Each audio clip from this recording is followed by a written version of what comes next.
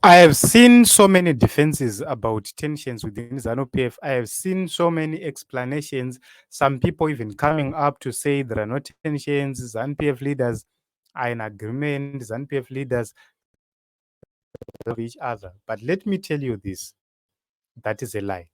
Vice President Chiwenga was not sick from Norway. He was poisoned. And it has been confirmed because of the court cases which are ongoing at this point in time. Yes, he might be wrong in terms of how he dealt with the matter, or maybe all the facts of the matter might be wrong. But that remains a fact that that man was poisoned. Why was he poisoned? It's because of the agenda, 2030 agenda. So the 2030 agenda didn't start today. It didn't start yesterday. It was on the cards long before even Rene came back from exile. What is happening at this point in time is that he has proven, he has shown at the world that they are not in agreement anymore. Let me play this video. To the success of Air Zimbabwe and to the revamping of our tourism industry.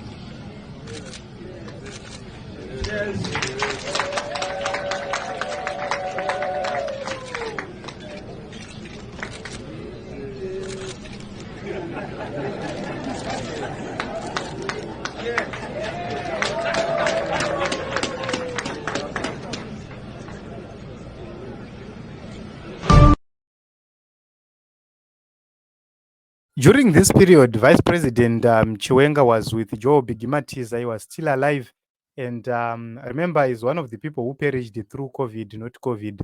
And you can actually see that Joe Bigimatiza is one of the ministers within ZANU-PF who was far much better than Wakomana Wateri now, and was believed also to be from the same faction, EAE.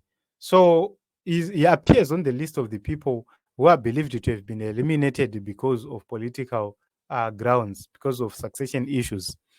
But let us be honest with each other. If you look at that video, akadira pasi katatu semunhu anopira, you have never seen those things happening. Haana kumwa, akaenda ndokunogadzika bhodhoro pasi ndokubva aenda. That was a clear indication and a true message being sent kuti tiri kuzviziva zvamuri kudii, zvamuri kuita. That was a deliberate act. This video is resurfacing now. It's an issue of trying to show the world that these divisions within ZANU-PF didn't start today. So when you are seeing them reaching the boiling point, it's not a matter that they were not there. They've been there, and is aware of the shenanigans, and is trying by all means possible to be there. So one way or the other, this regime is not going to survive this. This regime is definitely going to be defeated. They'll be ousted of power because of their actions, because of how they behave, because of how they operate. There are divisions everywhere. And kune vamwe vari kuda kuenda beyond 2 terms. And it's very wrong because unenge une vamwe vako vakashanda navo who also want to have their own fair share. It's better adefeatwe pano kuti iwewe uti ndine ndichipo. However, at a certain point in time, I believe that God needs to take precedence in terms of everything and anything. I hope and believe that there is something which is going to happen, which is going to change the whole political setup right here in Zimbabwe. Because at this point in time, even if we are to hold elections 1,000 times, unless this system is disbanded, we are going to have the similar problems because vana vanoda power, both of them vanoda power. And it has been proven even by the military commander, the current military commander, akataura kuti ZANU-PF inoramba ichitonga kusvika madhongo amera nyanga. You don't say that. And it seems as if the military is conniving to make the people of Zimbabwe continue to suffer.